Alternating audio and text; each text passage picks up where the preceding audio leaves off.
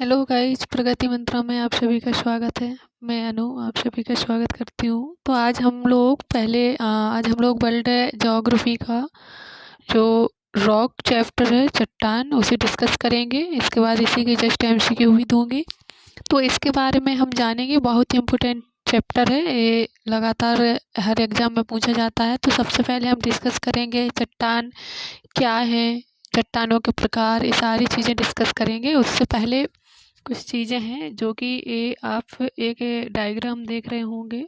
तो ये इस टाइप से जो हमारा जो पृथ्वी की जो सतह है, तो सबसे पहले पृथ्वी की सतह में जो सबसे वैसे 8 तत्व पाए जाते हैं। उसमें से जो इम्पोर्टेंट सबसे ज़्यादा मात्रा में पाया जाता है वो O2 पाया जाता है 46। कितना पाया जाता है? 46। And silicon Si 27 and aluminium 8%। Okay. और ये बात हो रही है पृथ्वी की सतह या परफटी, ना कि वायुमंडल। वायुमंडल में कौन पाया जाता है? तो नाइट्रोजन होता है। ओके, इन चीज़ को याद रखना, कंफ्यूज मत होना कोई भी। इसमें बात हम सिर्फ पृथ्वी की सतह की कर रहे हैं, ना कि हम वायुमंडल की। ओके। तो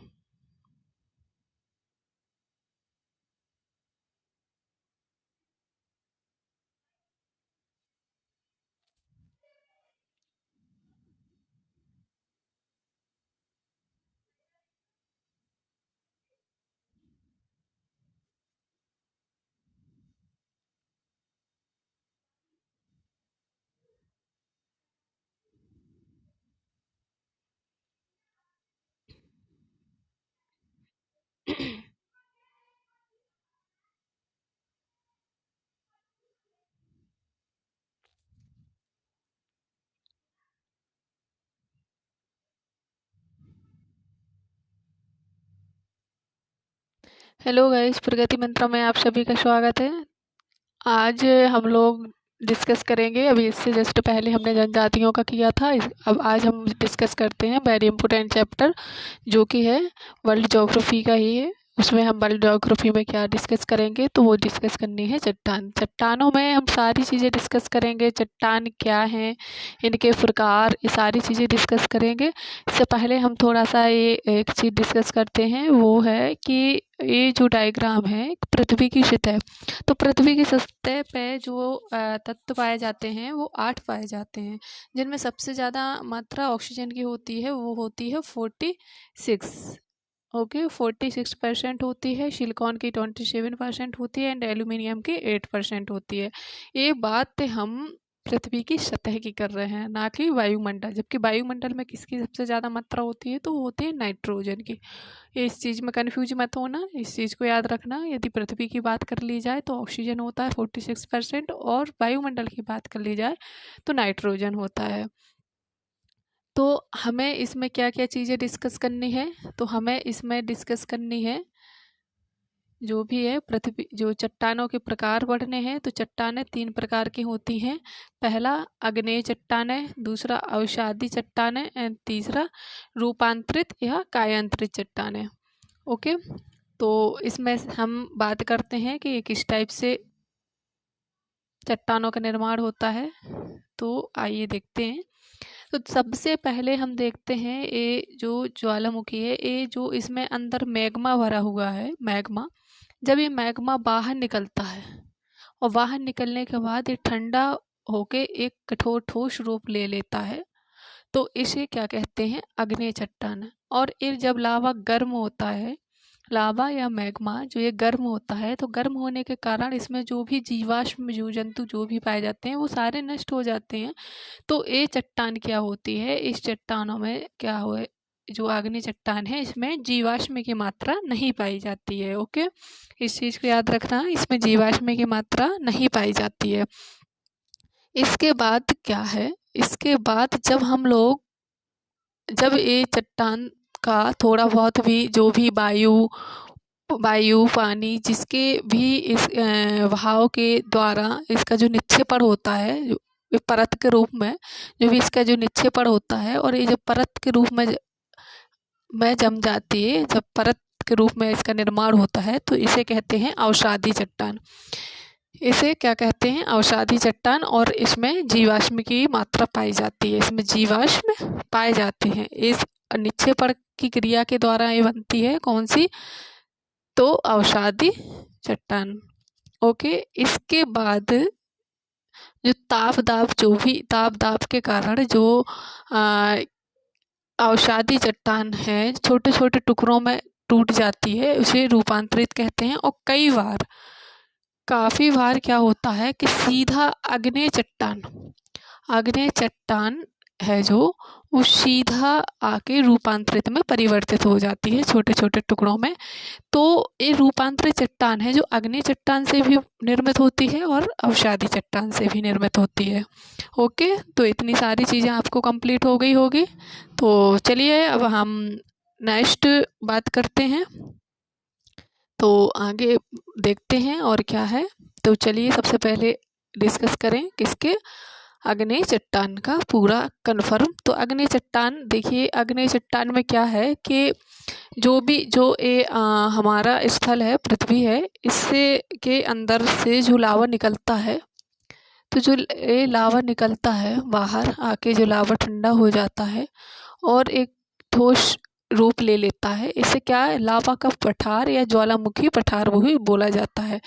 इसमें दो टाइप से बनता है, जो जमीन के एक अंदर भी निर्मित होता है, जो ज्वालामुखी का कुछ लावा जो बाहर निकलता है उसे जैसे लावा का पठार, ज्वालामुखी पठार, इस तरह के नाम दे दिए जाते हैं। और इसके अंदर जो आकृति निर्मित होती है वो क्या होती है? वो होती है ग्रेनाइट। और इसके जो बाहर निर्मित होती है वो होती है बेसाल्ट। तो ये चीज़ याद रखना, कई बार क्वेश्चन पूछा जाता है कि जो ज्वालामुखी से जब लावा निकलने के बाद जो ज्वालामुखी जो ज़मीन के अंदर जो जिस आकृति का निर्माण होता है, तो उसे क्या कहते हैं?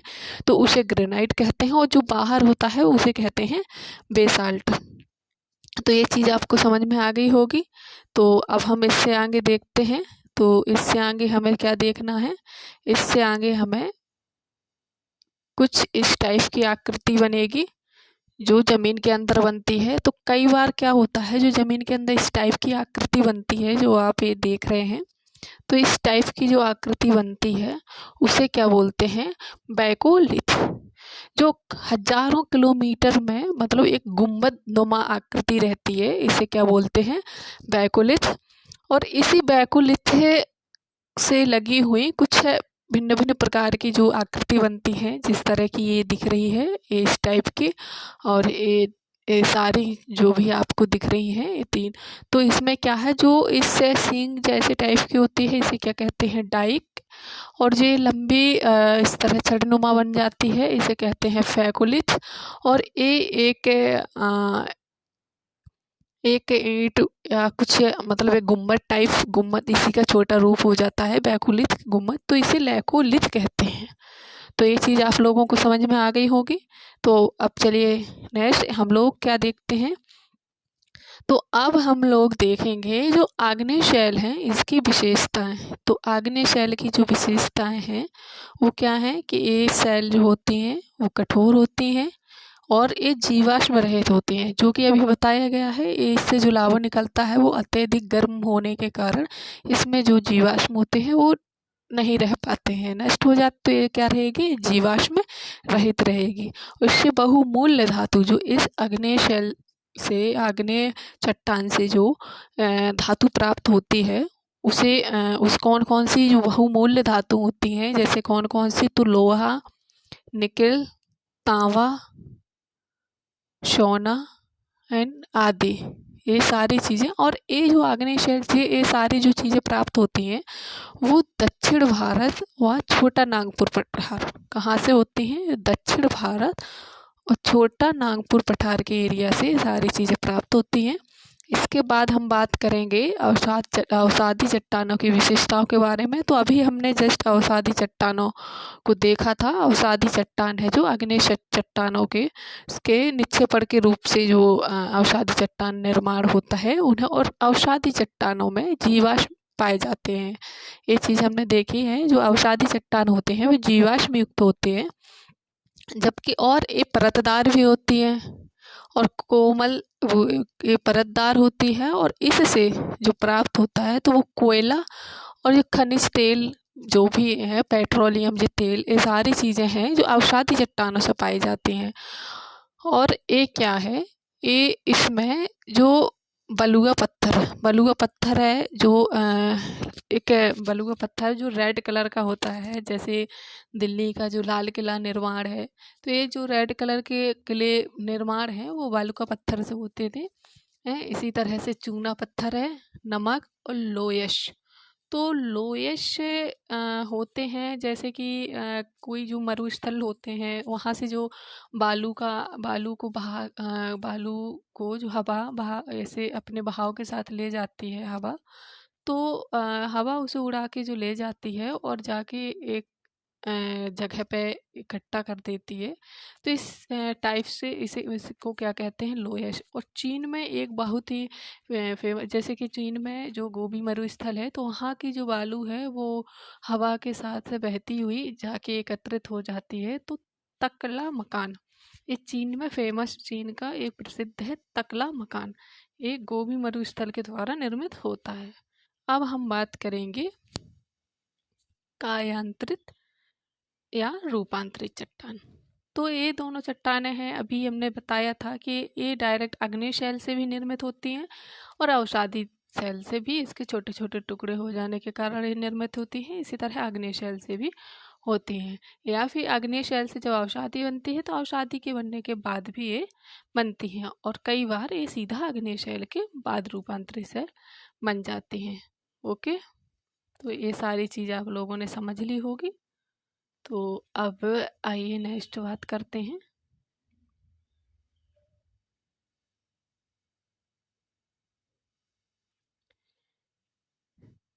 अब हम बात करेंगे इस जो भी ए हमारा चार्ट बना हुआ है, इस चार्ट की बात करते हैं। तो इसमें हम देखते हैं जो मूल चट्टानें हैं और फिर वो रूपांतरित होती हैं। तो सबसे पहले हमें देखना है आग्नेय शैल की, आग्नेय चट्टान। तो इसकी जो देखनी है, इसमें जो मूल चट्टान है वो है ग्रेनाइट। ग्रेनाइट से कौन सी चट्टान का निर्माण होता है, जो रूपांतरित होती है जो चट्टान, उसे वो कौन सी है, नीश। तो ग्रेनाइट से कौन सी है, नीश। ओके, याद रखेंगे, ग्रेनाइट से कौन सी चट्टान बनती है, तो ये नीश बनती है। ये रूपांतरित चट्टान का उदाहरण है, ये मूल चट्टान है जो आग्नेय शैल का है। अब इसके बाद जो बेसाल्ट है, तो बेसाल्ट से सिस्ट बनती है। कौन सी बनती है, तो बेसाल्ट से सिस्ट बनती है। और ग्रेवो से सरपेंटाइन बनती है। कौन सी बनती है, सरपेंटाइन। और बिटुमिनस कोयला, ये जो बिटुमिनस कोयला है इससे ग्रेफाइट बनता है। क्या बनता है, ग्रेफाइट। तो हम लोग एक बार फिर से इसे क्लियर कर लेते हैं।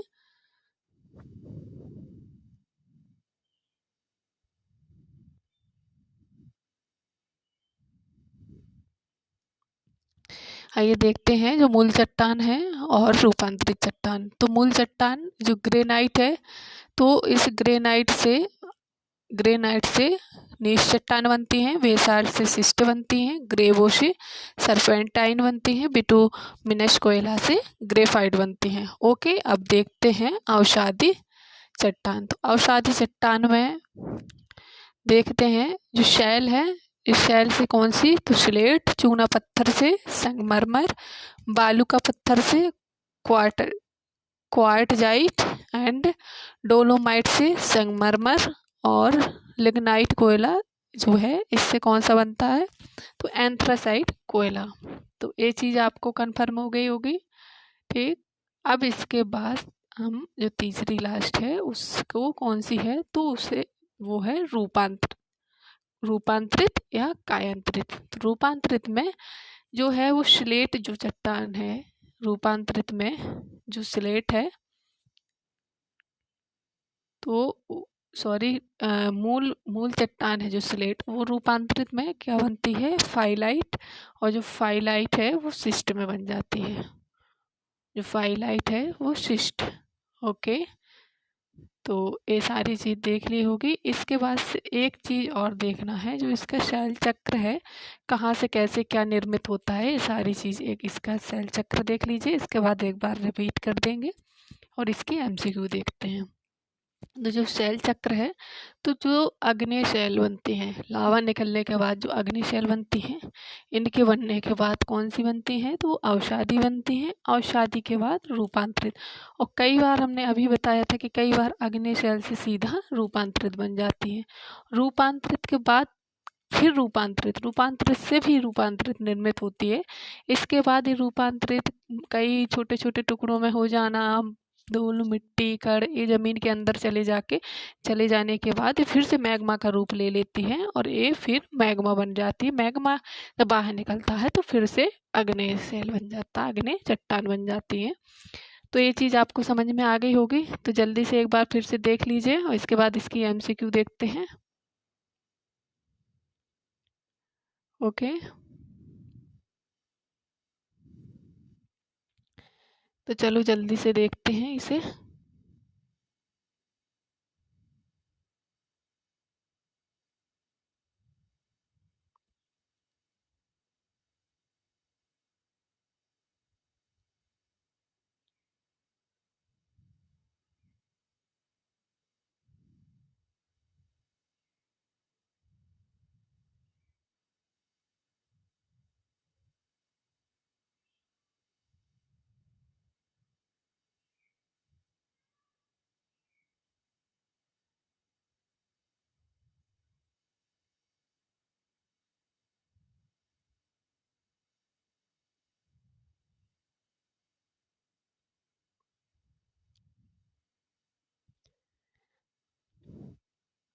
चलिए बात करते हैं चट्टान। तो इसमें पृथ्वी की सतह पे बताया था जो 8 एलिमेंट पाए जाते हैं, तो सबसे ज़्यादा मात्रा में क्या है, ऑक्सीजन। ऑक्सीजन कितना है, तो 46।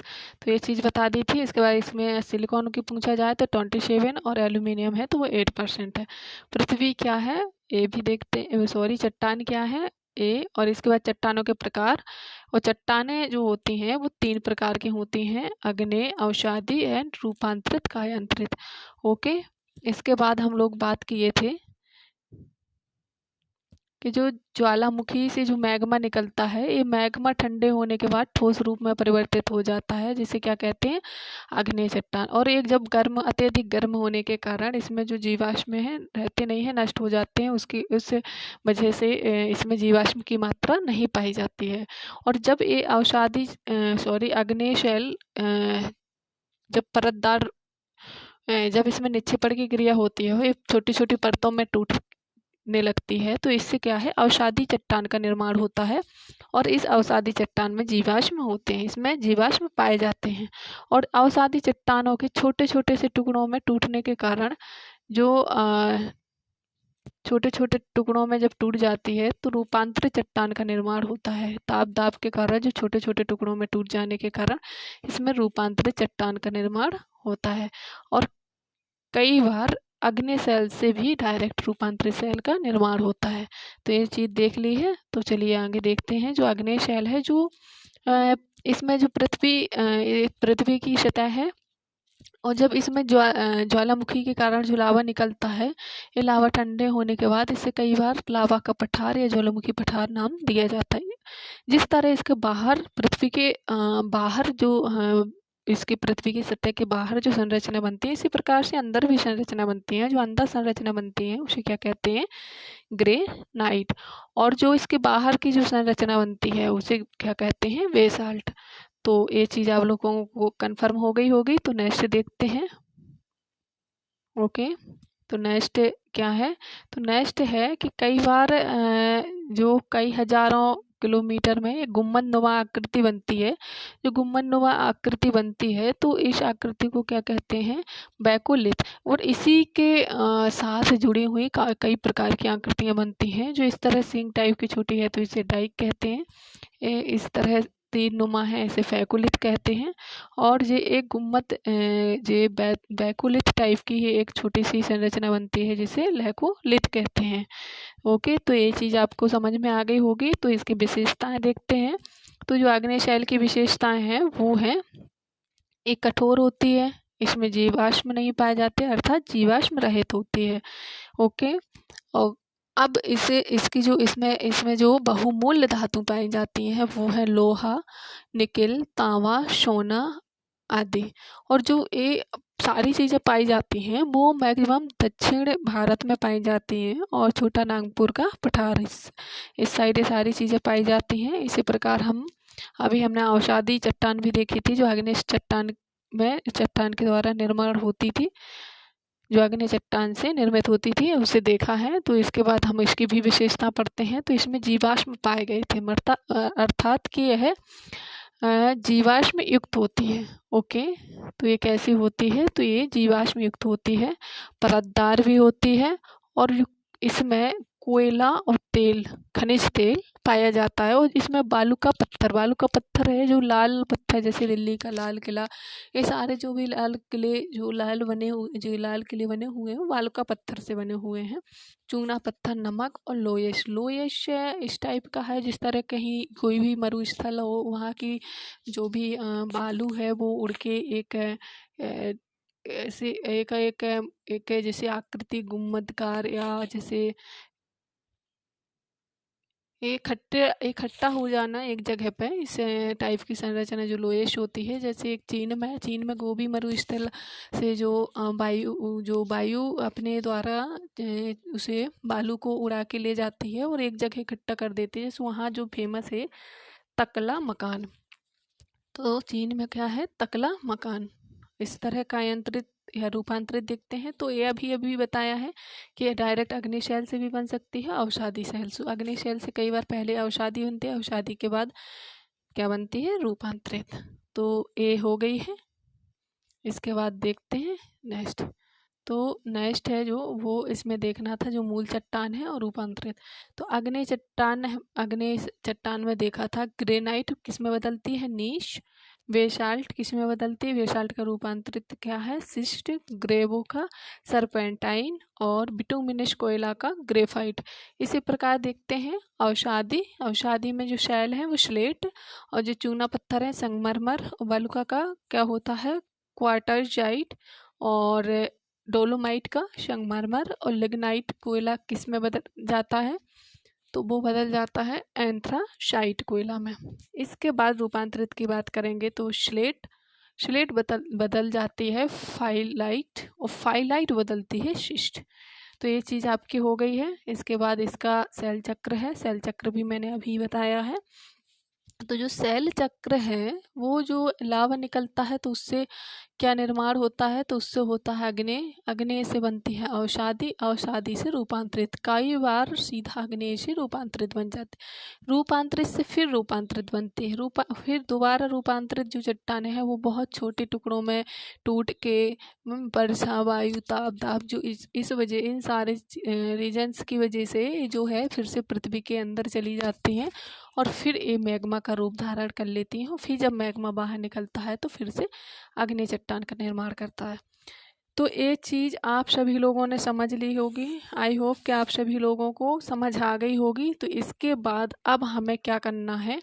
तो इसके बाद हमें करनी है इसकी जो भी MCQ है वो, ठीक। तो इसकी जो MCQ है, इसमें जो हम लोगों ने अभी जो भी पढ़ा है, जितना भी पढ़ा है, इससे जितने भी क्वेश्चन हैं इम्पोर्टेंट, काफ़ी वैसे तो काफ़ी अच्छे क्वेश्चंस बनते हैं, फिर भी हमें जितने भी हैं 8-10 जितने भी क्वेश्चन हैं उन सारे क्वेश्चंस को डिस्कस करना है। तो चलिए जल्दी से पहला क्वेश्चन आ गया है, तो पहला क्वेश्चन देखेंगे।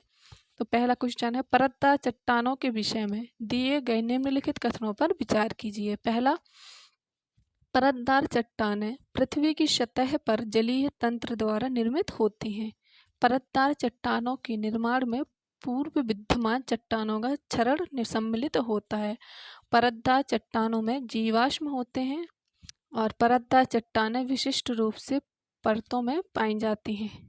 इन कथनों में से कौन कौन से सही हैं? तो आपको सही बताना है, तो आप बताइए इनमें से कौन कौन से सही हैं,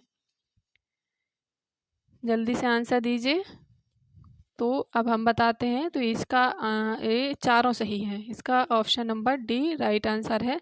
देखिए, परतदार चट्टानें पृथ्वी की सतह पर जलीय तंत्र द्वारा निर्मित होती हैं। बिल्कुल, जल वायु इशारा निर्माण पूर्व विद्यमान चट्टानों के क्षरण से सम्मिलित हैं और इसमें जीवाश्म भी पाए जाते हैं और विशिष्ट रूप से परतें भी पाई जाती हैं। बिल्कुल, ये चारों सही हैं। तो चलिए नेक्स्ट क्वेश्चन देखते हैं। तो इसका जो नेक्स्ट क्वेश्चन है वो है, अवसादी शैलों के लिए निम्नलिखित में से कौन सा कथन सत्य है। तो ए वे शैल हैं, ऑप्शन ए वे शैल हैं जिनकी संरचना ताप तथा दाब पर निर्भर करती है। ए शैल हैं क्रिस्टलीय हैं। ए शैल हैं स्तरों में निक्षेपित हैं। ए शैल हैं जल में नहीं निर्मित हो सकती। नहीं, ये शैलें क्या हैं, तो ये निक्षेपित हैं। अवसादी शैलें हैं वो निक्षेपित, ये निक्षेपित की प्रक्रिया द्वारा बनता है। आग्नेय शैल जो चट्टानें होती हैं, जब उनके निक्षेपित करने के द्वारा ही अवसादी चट्टानों का निर्माण होता है। तो option number C is right answer. चलिए नेक्स्ट क्वेश्चन देखते हैं। तो नेक्स्ट क्वेश्चन है, बलुआ पत्थर एक परतदार चट्टान है क्योंकि वो है। तो बलुआ पत्थर एक परतदार चट्टान है क्योंकि, अब ऑप्शन देखिए, ऑप्शन नंबर ए मरुस्थल में बनती है, ऑप्शन नंबर बी गर्मी से बनती है, ऑप्शन नंबर सी पानी के नीचे बनती है, ऑप्शन नंबर डी पहाड़ के ऊपर बनती है। तो इसका आंसर कौन सा है, तो option number C, option number C right answer है। ये पानी के नीचे बनती है। अब चलिए नेक्स्ट क्वेश्चन देखते हैं। तो नेक्स्ट क्वेश्चन है, आग्नेय चट्टानों के लिए निम्नलिखित में कौन सा कथन सत्य है। तो आग्नेय चट्टानों के लिए बताना है, तो ऑप्शन नंबर ए, उनमें पूरा जीवाश्म बहुत कम होते हैं। गलत, उसमें जीवाश्म ही नहीं होते। और फिर सेकंड ऑप्शन बी, वे जल के लिए सरंध्र होती हैं।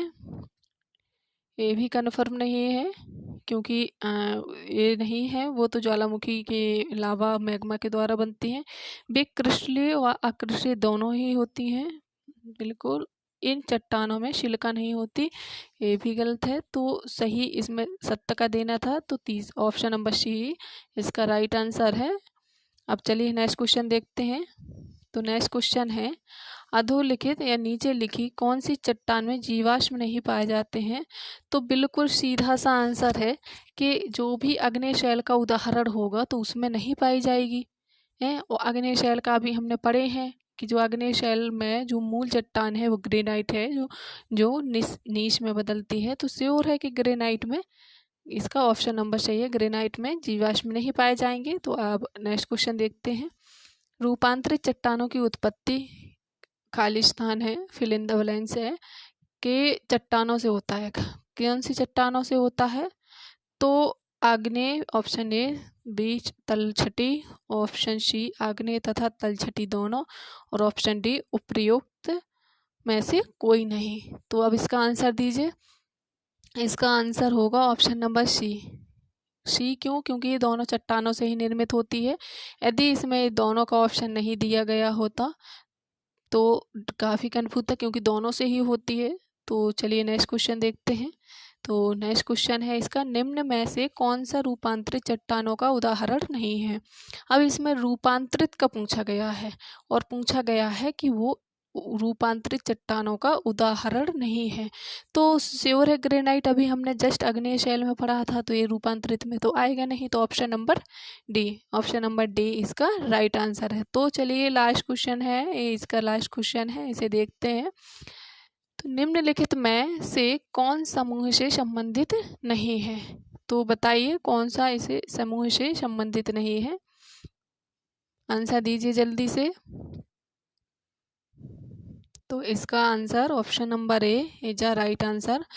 तो ये सारा आपका इसका थ्योरिकल पोर्शन और विथ इसके एमसीक्यू जो इम्पोर्टेंट क्वेश्चन थे ये सारा बता दिया गया है। तो प्लीज़ अब आप सभी लोगों से रिक्वेस्ट है कि सभी लोग अच्छे से क्लास लिया करिए प्लीज़, और रेगुलर सिस्टम से इसे पढ़िए, अच्छे से रिवाइज करिए, बहुत ही इम्पोर्टेंट चीज़ है।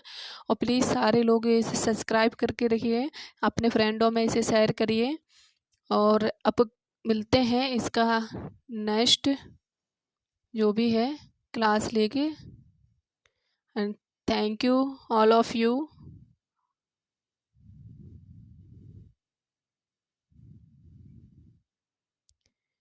बाय बाय एवरीवन, मिलते हैं नेक्स्ट क्लास में।